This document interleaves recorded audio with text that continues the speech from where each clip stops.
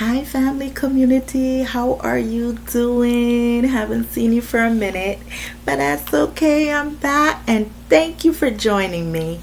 You have been seeing my shorts, so I thank you for supporting me. Thank you for you newcomers. I do see you coming on in and liking and commenting, and I appreciate you. I thank you, thank you, thank you. I don't take you for granted. Can't wait till I can bless you. So, anyway, let's get right on. Today, I'm talking about a few tools that we will need as authors, as writers. Creating our books is a part of your business. Yes, it's a business.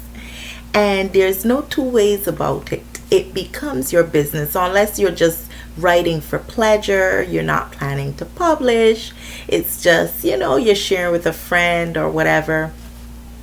It's still your kind of part of your business that you're talking about, but in the sense of business and selling, then it will not be considered as such.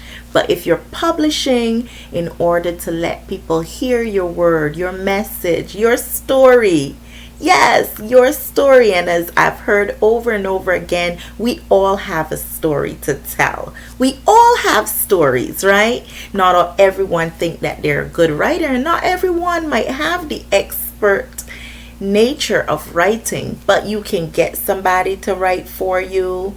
They are ghostwriters out there who would enjoy writing your story.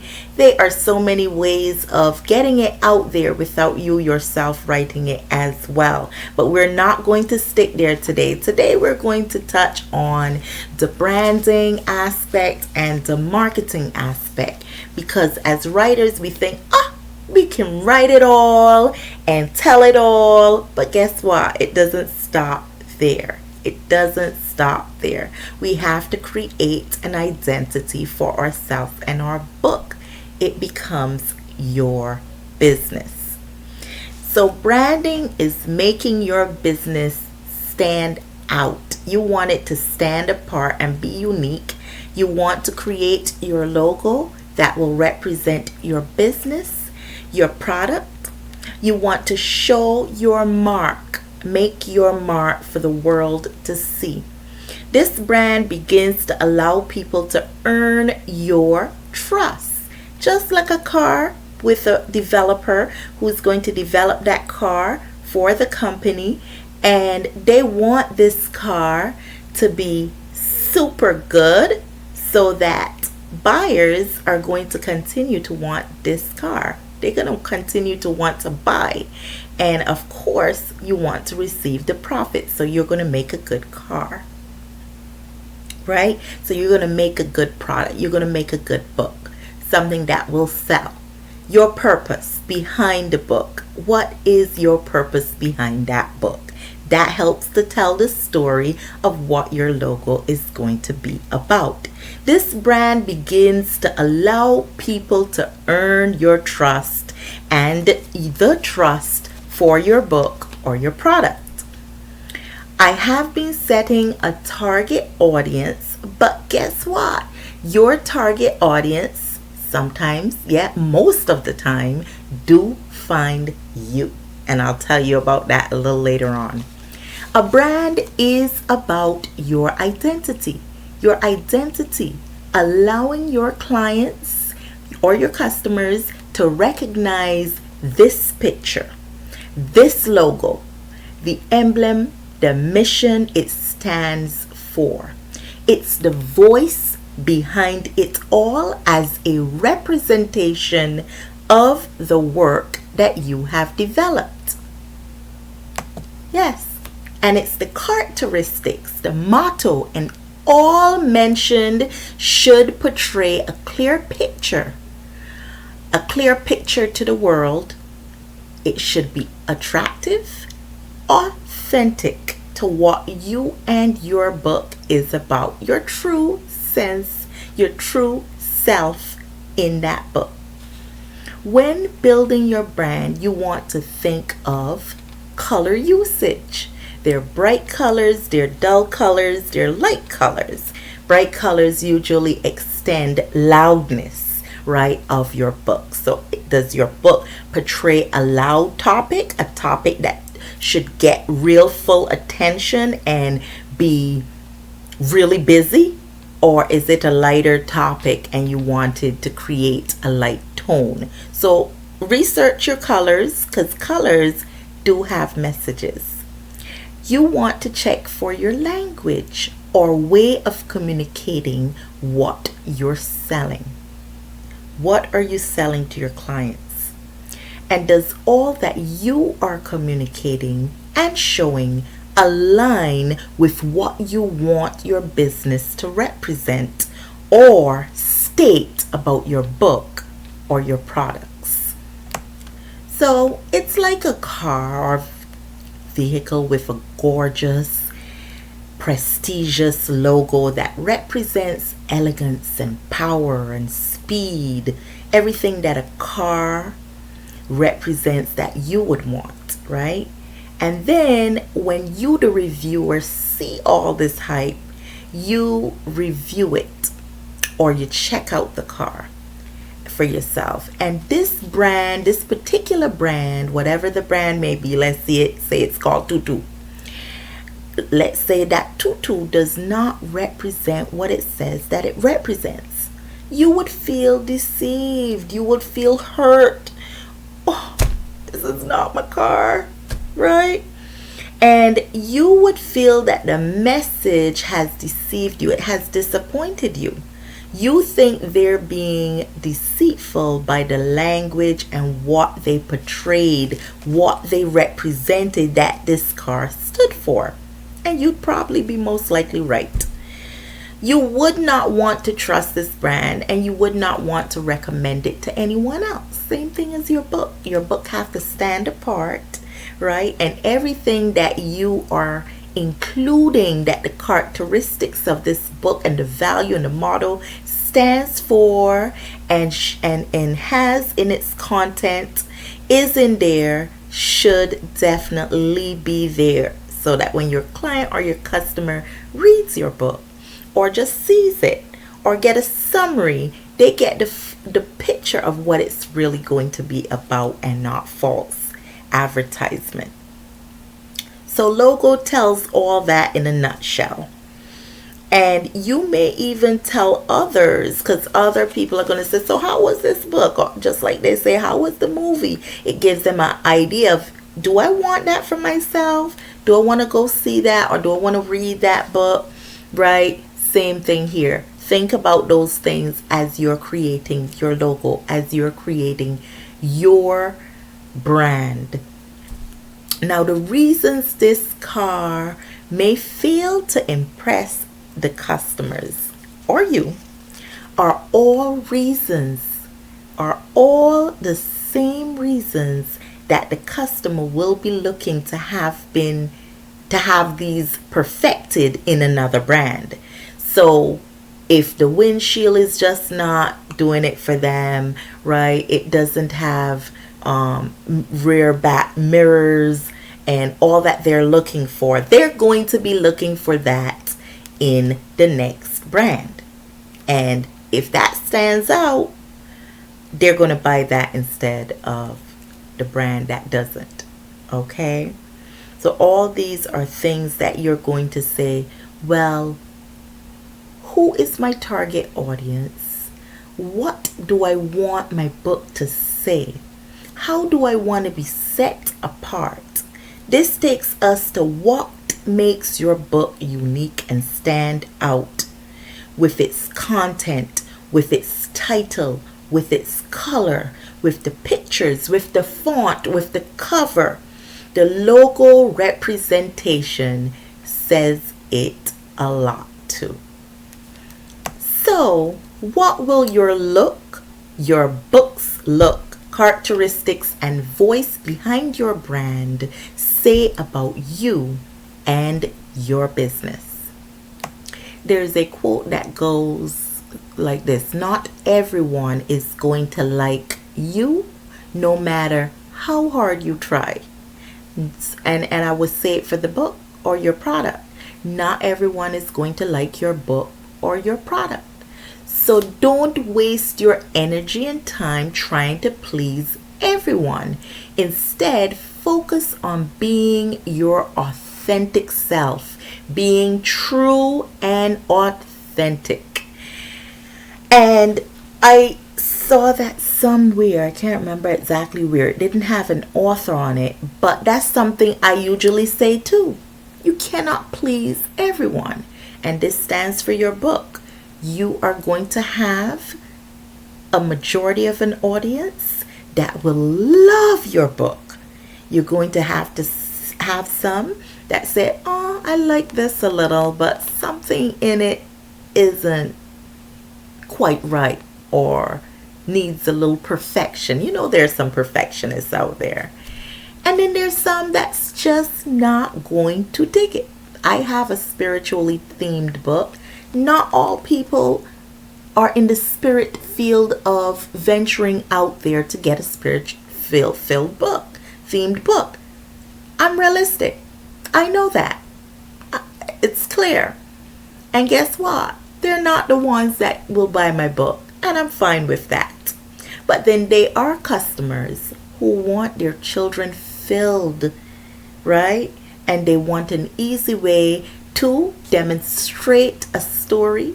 They want an easy way to help them understand a message.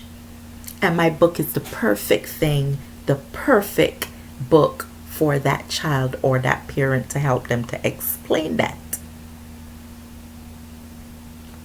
In stating that quote, I still say, put your best foot forward, represent your authentic self, do your research, know that certain colors tell a story, the picture tells a huge story, the logo captures your client or customers and identifies you and your business. So do your best, and show your true self. Your brand is is the first impression. That's the impression that will help market it for you. Coming to that next topic is another hand that goes hand in hand as a skill we self-publishers do need and must take on. Secondly is marketing. Marketing is key. You don't market, your book wouldn't move, right? You can brainstorm, you can create outlines, you can write or type your drafts, organize it, detail for detail, get it together, put your manuscript together, edit, illustrate if necessary, have a great cover, a beautiful cover, all good stuff, and even publish this book. But if you don't market, how will your target audience, your readers, your buyers, your customers get to see this brilliant book? Right? How will they see it if you don't market? Ultimately, at the end of the day, you can have your beta readers, you can have those readers that are going to tell you how your book sounds, how it feels to them, what's the sense of the book, but you want to have buyers. You want some people to buy your book. Ultimately, that's what you want. So, I by no means am a bestseller. I'm not a bestseller yet. But I learn things before, during, and after my writing all the time. I've adapted that essence of you have to research, you have to learn things on your own. You also network within your topic area, you network within your entrepreneurship area or field. So if you're an author, you might want to create or get into an authors group or a writing group or so forth, because that's where networking will work. People will know things you don't, you will know things that they don't, and you can share information, grasp information, and perfect on things that you know. Right? So I've learned that along the way as well. Research is key, and trying different marketing strategies that best suit you and your needs. One that works well for you and your books and your business. All may work for one individual. All four out of four might work for one individual, while another person, 3 out of 4 may work for them. We have different topics. We also present differently. Your presentation with your books might not be like mine, vice versa. We have different works of art. One size doesn't fit all. But continuing to try, being persistent about placing your books out there, your product out there, is essential. It's critical. Whether it is through word of mouth, whether it is through classroom readings, speaking engagements, book fairs, social media platforms, ads, etc., you must get your book out there to be seen. It has to be seen first. And I may have mine, as I do, on Amazon, on different platforms, being seen by those people, but you want to utilize as many other platforms and marketing areas as possible. So while mine is on Amazon, Barnes and Nobles, etc., I might still want to get some interviews on the way so that I can share my interviews on different platforms so people can see me out there and notice my books and know what I did, what is my field of work, what is my topic. Will this be of essence to them, right?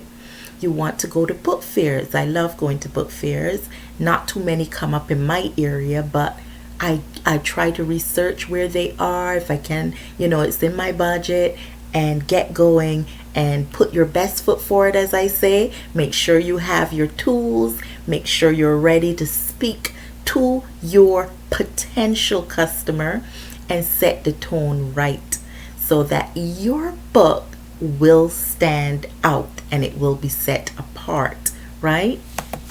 Not everyone's going to like what you have to offer. And I'll say it again. Not everyone is going to like what you have to offer. But your worth is not based on their opinion. And they may not probably deserve your book because they might not like that topic. They want to stay away from it. They don't want it. Can't force anyone to want it. And you shouldn't, right? Your story is not going to be for everyone. There's an audience for you. And it's not everyone. Okay? There's an audience for you and it's not everyone. I had people I underestimated a little bit about purchasing my Blended Multicultural Families book. And they bought. And then I had a couple public school teachers ask to see my spiritually themed book. I wouldn't have thought that they might be too interested in that particular book, but they were. I didn't quite expect that they would come to me, but I am open, and I'm open to the unexpected target audience as well, because as I say, you might write it down. This is for 7 through 12, or this is for this category. But you will not truly know until it's out there and you get those unexpected audiences that you didn't expect, but they got your book, or they're very interested in getting your book. So don't underestimate the power of setting yourself apart, putting yourself out there, making a brand for yourself and your logo looking right, and market in more ways than one. Word of mouth, classrooms, speaking engagements, book fairs, ads, and other things. Research. But it's more than writing, and it's definitely more than publishing, because you will be asking, What next? How am I going to get my book out there? Well, that's a start, and that's a big start. So, all the best with your books and all those new authors. Congratulations, congratulations. Rooting for you, rooting for you. So, all the best with your books. Thank you for listening. Please hit the subscribe button. Share what you think in the comment area because you know I love to hear from you. I love to hear from you. Okay, take care. I'm Andrea Eccles. Please, until next time, be safe.